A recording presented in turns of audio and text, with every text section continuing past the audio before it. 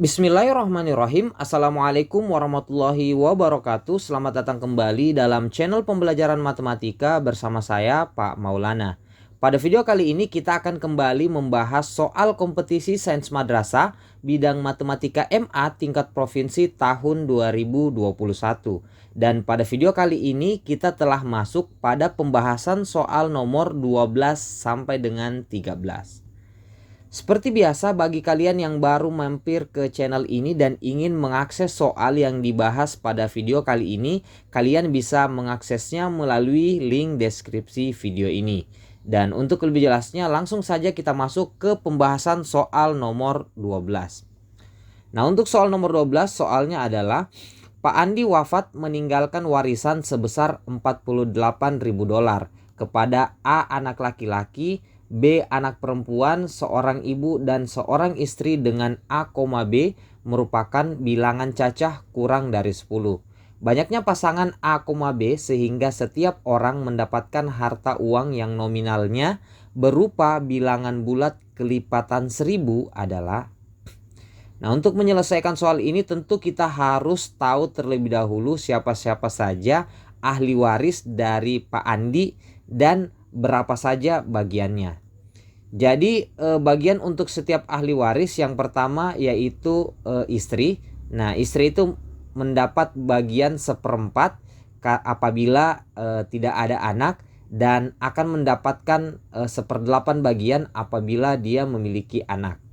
Nah, kemudian untuk bagian ibu itu mendapatkan 1/3 bagian apabila Pak Andi tidak memiliki anak, dan akan mendapatkan 1/6 bagian apabila Pak Andi memiliki anak. Kemudian untuk ahli waris yang ketiga, anak perempuan. Nah, untuk anak perempuan karena kita belum tahu anak perempuannya ada berapa, jadi anak perempuan itu akan mendapatkan 1/2 bagian apabila dia sendiri tanpa ada anak laki-laki. Kemudian mendapatkan 2/3 bagian apabila anak perempuannya berjumlah 2 atau lebih dan tidak ada anak laki-laki. Dan anak perempuan akan mendapatkan sisa warisan atau sebagai asobah apabila bersamanya ada anak laki-laki. Tentu dengan perbandingan anak laki-laki banding anak perempuan yaitu 2:1. Kemudian untuk ahli waris yang terakhir yaitu anak laki-laki, baik 1 ataupun lebih, itu akan mendapatkan sisa warisan atau yang kita kenal dengan asobah. Nah, karena di sini terdapat A anak laki-laki dan ada B anak perempuan, dan A, B merupakan bilangan cacah sehingga dimungkinkan A maupun B untuk bernilai 0. Jadi karena A dan B bisa bernilai 0, artinya bisa saja terdapat anak laki-laki atau tidak ada. Begitu pula juga untuk anak perempuan. Nah, tentu ini akan mempengaruhi bagian istri dan ibu yang dipengaruhi oleh ada atau tidak adanya anak. Nah, oleh karena itu untuk menyelesaikan soal ini kita bagi menjadi beberapa kasus. Untuk kasus yang pertama, apabila tidak ada anak laki-laki maupun anak perempuan. Nah, untuk kasus tidak ada anak laki-laki dan tidak ada anak perempuan atau A, B sama dengan 0,0, maka ahli waris yang tersisa yaitu hanya istri dan ibu. Untuk istri dia mendapatkan 1/4 bagian karena tidak ada anak, adapun ibu mendapatkan 1/3 bagian karena tidak ada anak. Nah, jika kita totalkan bisa kita lihat untuk tabel seperti ini. Nah, istri mendapatkan 1/4 bagian, ibu mendapatkan 1/3 bagian. Lalu kita cari bilangan yang bisa habis dibagi 4 dan juga bisa habis dibagi 3. Dan bilangan itu adalah 12. Atau bahasa matematikanya kita cari KPK-nya ya. KPK dari 4 dan 3 yaitu 12. Setelah mendapat KPK yaitu 12, lalu 12 ini kita kali dengan 1/4. Nah, 12 dibagi 4 itu 3. Lalu 12 dibagi 3 itu sama dengan 4. Nah, dari sini bisa kita ketahui bahwa istri mendapat 3 bagian dan ibu mendapat 4 bagian. Dari keseluruhan 3 tambah 4 totalnya adalah 7 bagian. Sehingga jika kita revisi kembali karena totalnya ada 7 bagian, maka istri mendapat 3/7 bagian dan ibu mendapat 4/7 bagian. Tentunya dari $48.000 yang ditinggalkan oleh Pak Andi. Sehingga jika kita kalikan, maka bagian untuk istri yaitu 3/7 kali 48.000 yaitu $20.571. Kemudian bagian untuk ibu adalah $27.428. Nah, tentu ini tidak memenuhi karena nominal harta yang diharapkan untuk setiap orang yaitu berupa bilangan bulat kelipatan 1000. Sehingga A, B sama dengan 0,0 itu tidak memenuhi, karena seharusnya setiap orang harus mendapatkan nominal berupa bilangan bulat kelipatan 1000. Sedangkan di sini bukan kelipatan 1000. Sehingga ini tidak memenuhi ya untuk 0,0. Kemudian kita lanjut ke kasus yang kedua. Untuk kasus yang kedua, apabila tidak ada anak laki-laki tetapi ada satu anak perempuan. Sehingga ahli waris yang tersisa yaitu istri mendapatkan 1/8 bagian karena adanya anak perempuan. Kemudian ibu mendapatkan 1/6 bagian juga karena ada anak perempuan. Kemudian si anak perempuan tadi ini dia mendapatkan 1/2 bagian karena dia hanya sendirian. Untuk bagian dari setiap ahli waris bisa kalian perhatikan pada tabel berikut. Nah, di sini ada penyebut 8, 6, dan 2. Makanya KPK-nya kita peroleh yaitu 24. Nah, untuk 24 ini kita bagi 8 hasilnya 3. Jadi istri mendapat 3 bagian. Lalu 24 bagi 6 itu 4. Kemudian 24 bagi 2 itu sama dengan 12. Jadi istri 3 bagian, ibu 4 bagian, dan anak perempuan mendapatkan 12 bagian. Sehingga jika ditotalkan kembali 3 tambah 4 tambah 12 itu hasilnya adalah 19 bagian. Sehingga bagian untuk setiap ahli waris kita revisi menjadi 3/19, 4/19, dan 12/19. Jika kalian perhatikan penyebut pada setiap bagian itu adalah 19, dan tentu ini jika kita kalikan dengan $48.000 hasilnya pasti tidak akan berupa nominal kelipatan 1000. Sehingga untuk kasus A, B sama dengan 0,1 juga tidak memenuhi karena tidak menghasilkan nominal berkelipatan 1000 untuk setiap ahli waris. Kita lanjut ke kasus yang ketiga. Nah, untuk kasus yang ketiga ini apabila tidak ada anak laki-laki tetapi ada anak perempuan, hanya berbeda dengan kasus kedua. Untuk kasus kedua ada satu anak perempuan, sedangkan untuk kasus yang ketiga yaitu anak perempuannya ada 2 atau lebih. Nah, kenapa kita pisahkan? Karena bagian untuk anak perempuan itu berbeda antara 1 orang dan 2 orang atau lebih. Nah, untuk bagian istri dan ibu itu sama seperti sebelumnya, 1/8 dan 1/6 bagian karena adanya anak. Adapun untuk anak perempuan, karena untuk kasus 3 ini jumlahnya 2 orang atau lebih, makanya anak perempuan tersebut mendapatkan 2/3 bagian. Untuk bagian setiap anak atau bagian setiap ahli waris bisa kalian perhatikan di tabel berikut. Nah, untuk bagian istri bisa kita bagi sama ya, untuk KPK-nya sama 24. 24 dibagi 8 itu 3, 24 dibagi 6 itu 4, lalu 24 dibagi 3 itu 8, dikali 2 sama dengan 16 bagian. Sehingga jika kita totalkan bagian dari istri, ibu, dan anak perempuan ini totalnya ada 23 bagian. Sehingga bisa kita revisi, bagian istri yaitu 3/23, bagian ibu 4/23, dan bagian untuk anak perempuan adalah 16. Harusnya ini 16/23 ya, mohon maaf ini ada salah ketik, 16 harusnya 16/23. Nah, bisa kalian lihat bahwa penyebut untuk setiap bagian ahli waris itu adalah 23 dan $48.000 apabila dibagi 23 hasilnya juga tidak akan menghasilkan nominal yang berupa kelipatan 1000. Sehingga untuk A, B sama dengan 0, B, yaitu tidak ada anak laki-laki tapi ada anak perempuan 2 atau lebih, itu juga tidak memenuhi karena tidak akan bisa menghasilkan kelipatan 1000 ya, karena $48.000 dibagi 23 hasilnya tidak akan bulat. Jadi ini juga tidak memenuhi. Kita masuk ke kasus yang keempat, yaitu apabila ada anak laki-laki tetapi tidak ada anak perempuan. Berarti ahli waris yang tersisa yaitu ada 3, istri dan ibu sama seperti sebelumnya mendapat 1/8 dan 1/6 karena adanya anak laki-laki. Lalu anak laki-laki itu sebagai orang yang menerima sisa warisan atau asoba. Nah, kalian bisa perhatikan tabel berikut. Untuk istri mendapatkan 3 bagian dan untuk ibu mendapatkan 4 bagian, sedangkan anak laki-laki ini mendapatkan sisa ya. Jadi karena KPK-nya tadi kita sudah ketahui yaitu 24 dan istri 3 bagian, ibu 4 bagian, 3 ditambah 4 itu hasilnya 7, makanya sisanya adalah 17 dari 24 kurang 7 tadi ya. Sehingga jika kita tulis ulang bagian-bagian dari masing-masing ahli waris, maka istri mendapat 3/24, ibu 4/24 dan anak laki-laki 17/24. Nah, ini jika kita kalikan dengan $48.000, untuk istri menerima $6.000 karena 48.000 dibagi 24 itu 2.000, lalu dikali 3 $6.000. Jadi istri sekali lagi mendapatkan $6.000.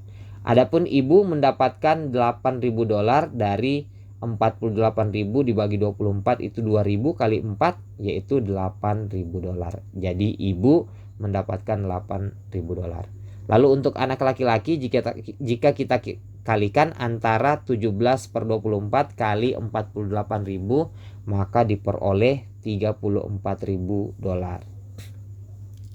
Nah, kemudian karena di sini anak laki-lakinya kita belum tahu berapa banyaknya, maka agar bagian tiap anak berupa nominal kelipatan 1000, maka banyak anak laki-laki harus sebanyak faktor dari 34. Apakah itu 1 anak atau 2 anak laki-laki atau 17 anak atau 34 anak laki-laki.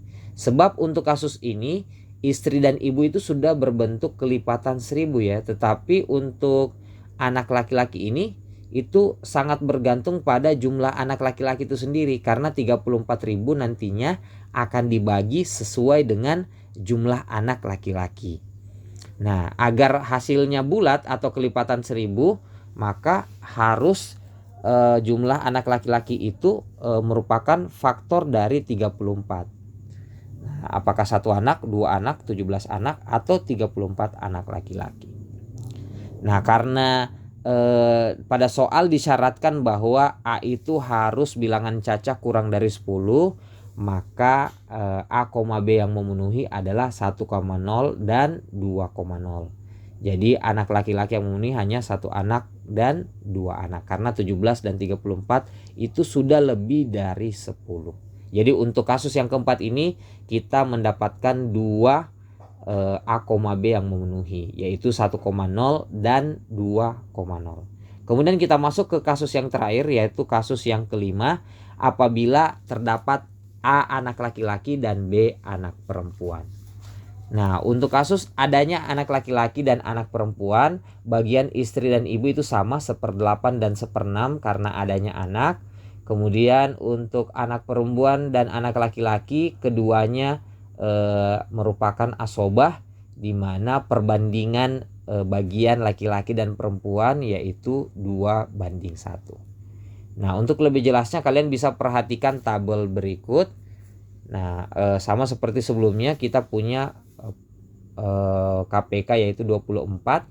24 ini kita bagi 8 yaitu 3, lalu 24 dibagi 6 hasilnya 4. Berarti istri mendapat 3 bagian dan ibu mendapat 4 bagian. Adapun anak ini baik anak perempuan dan anak laki-laki itu sebagai asobah sehingga dia mendapatkan sisa. Sehingga karena istri dan ibu totalnya 7, sedangkan tadi KPK yang kita gunakan adalah 24, sehingga sisanya 24 dikurang 7 yaitu 17 bagian untuk anak perempuan dan anak laki-laki. Sehingga istri di sini mendapatkan 3/24 bagian, ibu 4/24 bagian, dan anak mendapatkan 17/24 bagian. Sehingga kita rincikan istri mendapat $6.000, ibu mendapat $8.000 dan anak mendapatkan $34.000. Jadi $34.000 inilah yang akan dibagi untuk anak perempuan dan anak laki-laki dengan perbandingan 1:2. 1 untuk perempuan dan 2 untuk laki-laki. Nah, tetapi jika kalian perhatikan, istri ini sudah memenuhi ya, dan istri dan ibu itu sudah memenuhi $6.000 dan $8.000 itu sudah merupakan kelipatan 1.000. Tetapi untuk anak yang ada di sini itu belum tentu hasilnya bilangan bulat kelipatan 1.000, karena ini sangat bergantung dengan banyaknya anak perempuan maupun anak laki-laki. Nah, agar bagian tiap anak berupa nominal kelipatan 1.000, maka jumlah bagian anak laki-laki dan anak perempuan harus sebanyak faktor dari 34, yaitu 1, 2, 17, dan 34. Karena di sini harus ada anak laki-laki dan harus ada anak perempuan, maka jumlah minimalnya harusnya 3 ya. Sehingga 1 dan 2 ini bisa kita coret dari kemungkinan-kemungkinan yang akan kita buat. Karena perbandingan anak laki-laki dan perempuan itu 2:1. Jadi minimal, karena harus ada keduanya, jadi minimal 3. Nah, kemudian bisa kita tentukan banyak anak yang mungkin dari kemungkinan-kemungkinan yang sudah kita tentukan sebelumnya. Jadi yang pertama, banyak anak yang mungkin itu ada 4 anak laki-laki dan 9 anak perempuan. Kenapa seperti itu? Karena apabila ada 4 anak laki-laki, karena dia mendapatkan 2 bagian untuk setiap anak, makanya 4 kali 2 berarti 8 bagian untuk anak laki-laki. Adapun untuk anak perempuan, karena anak perempuan itu hanya 1 bagian, 9 kali 1 berarti dia mendapatkan 9 bagian. Sehingga jika dijumlahkan perbandingannya tadi 8 ditambah 9 menjadi 17. Dan ini merupakan faktor dari 34. Untuk kemungkinan yang kedua, yaitu ada 5 anak laki-laki dan 7 anak perempuan. 5 kali 2 itu 10, lalu 7 kali 1 itu 7, sehingga totalnya 17. Ini juga memenuhi untuk faktor dari 34. Kemungkinan yang lain yaitu 6 anak laki-laki, 5 anak perempuan. Kemungkinan selanjutnya 7 anak laki-laki dan 3 anak perempuan. Dan yang terakhir ada 8 anak laki-laki dan 1 anak perempuan. Sehingga untuk kasus ini, untuk kasus yang kelima ada 5 A, B yang memenuhi. Sehingga jika ditotalkan dengan kasus 4, pasangan A, B yang mungkin adalah 1,0 dan 2,0 yang kita sudah peroleh pada kasus 4 sebelumnya. Dan untuk kasus yang kelima ini, A, B yang memenuhi yaitu 4,9, 5,7, 6,5, 7,3 dan 8,1. Sehingga banyaknya pasangan A, B yang mungkin adalah 7 pasang. Oke, kita lanjut ke soal nomor 13. Pak Ali memperbanyak puasa sunnah berdasarkan potongan hadis berikut. Nah, hadis ini berbunyi wa yasumu yauman wa yuftiru yauman. Nah, ini berarti berpuasa sehari dan berbukalah sehari. Atau ini merujuk pada hadis puasa Daud. Nah, Pak Ali mulai berpuasa pada tanggal 1 Sya'ban sampai dengan 31 Zulhijjah. Jika dalam 1 bulan diasumsikan terdapat 30 hari, maksimal banyaknya puasa sunnah yang dapat dikerjakan Pak Ali adalah. Nah, untuk mengerjakan soal ini berarti kita cukup mencari berapa banyaknya puasa sunnah yang dilaksanakan oleh Pak Ali setiap bulannya. Mulai dari bulan Sya'ban sampai dengan bulan Zulhijjah. Berarti kita mulai satu persatu dari bulan Sya'ban. Jadi bulan Sya'ban itu adalah bulan ke-8. Nah, karena di sini ada 30 hari dan Pak Ali berpuasa sehari dan berbuka sehari, maka nantinya Pak Ali akan berpuasa sunnah sebanyak 15 hari. Kemudian untuk bulan ke-9 yaitu bulan Ramadan, di sini Pak Ali tidak akan puasa sunnah karena di bulan Ramadan itu ada puasa wajib di bulan suci Ramadan. Sehingga Pak Ali tidak akan berpuasa sunnah di bulan tersebut. Kemudian untuk bulan Syawal, di bulan Syawal itu di tanggal 1 Syawal itu Pak Ali tidak boleh berpuasa karena itu adalah hari raya Idul Fitri dan haram berpuasa. Kemudian untuk tanggal 2 sampai 7 Syawal, yaitu 6 hari berturut-turut, kita bisa menggunakan untuk puasa sunnah Syawal. Karena di sini kita harus cari maksimal banyaknya puasa sunnah ya. Jadi banyaknya puasa sunnah kita maksimalkan, makanya kita jadikan 6 hari berturut-turut di bulan Syawal itu untuk puasa sunnah. Kemudian di tanggal 9 sampai 30 Syawal, yaitu ada tersisa 22 hari. Nah, di situ kita bisa gunakan untuk 11 hari puasa Daud. Sehingga jika ditotalkan nantinya akan ada 17 hari puasa sunnah di bulan Syawal. Nah, kemudian mungkin kalian ada yang bertanya, bukankah di soalnya dijelaskan berpuasa sehari dan berbukalah sehari? Bukannya itu bisa bukannya ini bertentangan dengan apa yang kita tulis sebelumnya ya, yaitu 6 hari berturut-turut puasa di bulan Syawal. Nah, jika kalian mengacu pada soal ini, yaitu harus berpuasa sehari dan berbuka sehari, maka seharusnya yang terjadi adalah 15 hari puasa sunnah di bulan Syawal. Jadi untuk kasus ini kita buat dua kemungkinan. Yang pertama, apabila ini dibolehkan karena kita ingin memaksimalkan banyaknya puasa sunnah di bulan Syawal, atau mungkin kita harus berpatokan di hadis ini tanpa harus memaksimalkan di puasa Syawal tadi ini. Makanya nanti kita akan mengerjakan dua kemungkinan. Kemungkinan yang pertama kita berpuasa Syawal secara berturut-turut, atau kemungkinan yang kedua kita puasa Syawal tetapi tidak berturut-turut, tapi kita menggunakan skema puasa Daud. Jadi kita hitung untuk kemungkinan yang pertama dulu ya, yaitu ada 17 hari puasa sunnah di bulan Syawal. Nah, kita lanjutkan di bulan Zulqa'dah. Untuk kemungkinan yang pertama ini, di bulan Zulqa'dah itu tidak ada puasa wajib maupun waktu diharamkan berpuasa, sehingga akan ada 15 hari puasa sunnah di bulan Zulqa'dah. Dan untuk di bulan Zulhijjah, di tanggal 1 sampai 9 Zulhijjah itu ada 5 hari puasa Daud, yaitu tanggal 1, 3, 5, 7 dan 9. Jadi ada 5 hari puasa Daud. Kemudian di tanggal 10 sampai 13 itu haram berpuasa karena tanggal 10 itu Idul Adha, dan tanggal 11 sampai 13 itu hari tasyrik. Kemudian untuk tanggal 14 sampai tanggal 30 Zulhijjah itu ada 17 hari, dan itu bisa kita gunakan 9 hari puasa Daud. Sehingga jika kita totalkan total puasa sunnah apabila kita menggunakan skema atau kemungkinan yang pertama, jumlahnya adalah 15 ditambah 0 di bulan Ramadan, lalu 17 di bulan Syawal, kemudian 15 di bulan Zulqa'dah, dan 14 hari di bulan Zulhijjah, sehingga totalnya adalah 61 kali, dan ini tidak ada di pilihan jawaban.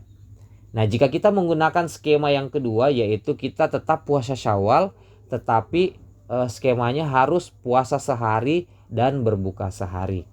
Nah, untuk kasus ini berarti kita mulai dari puasa Syawal, yaitu dari tanggal 2, lalu tanggal 4, dan berakhir nanti di tanggal 30 Syawal ya untuk puasa Daud yang terakhir. Sehingga di bulan Syawal ini ada 15 hari berpuasa. Nah, adapun untuk di bulan Zulqa'dah itu juga ada 15 hari puasa sunnah, yaitu dimulai dari tanggal 2, karena tanggal 1 sudah belum boleh berpuasa ya, karena tadi tanggal 30 Syawal kita telah berpuasa sunnah. Makanya tanggal 1 Zulqa'dah belum bisa, dimulai dari tanggal 2, tanggal 4 sampai tanggal 30 Zulqa'dah. Jadi totalnya ada 15 hari puasa sunnah di bulan Zulqa'dah.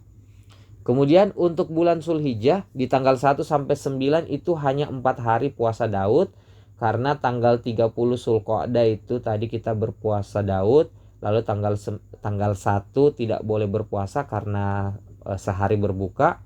Lalu mulai tanggal 2, 4, 6 dan 8 Zulhijjah berpuasa Daud kembali, yaitu ada 4 hari di tanggal-tanggal genap ya, 2, 4, 6, dan 8. Lalu 10 sampai 13 itu haram berpuasa, dan tanggal 14 sampai tanggal 30 Zulhijjah itu ada 9 hari puasa Daud. Sehingga jika kita totalkan total puasa seluruhnya yaitu 15 hari di bulan Sya'ban, lalu 0 hari di bulan Ramadan, 15 hari di bulan Syawal, 15 hari kemudian di bulan Zulqa'dah, dan 13 hari di bulan Zulhijjah. Sehingga totalnya adalah 58 kali puasa sunnah yang dilaksanakan oleh Pak Ali. Sehingga jawaban yang tepat adalah B. Oke, demikian pembahasan kita untuk video kali ini. Jika kalian suka silahkan like dan share ke media sosial kalian. Jika kalian berkenan silahkan tekan subscribe. Dan jika ada kritik, saran maupun pertanyaan, silahkan komentar di kolom komentar yang tersedia. Sekian untuk video kali ini. Assalamualaikum warahmatullahi wabarakatuh.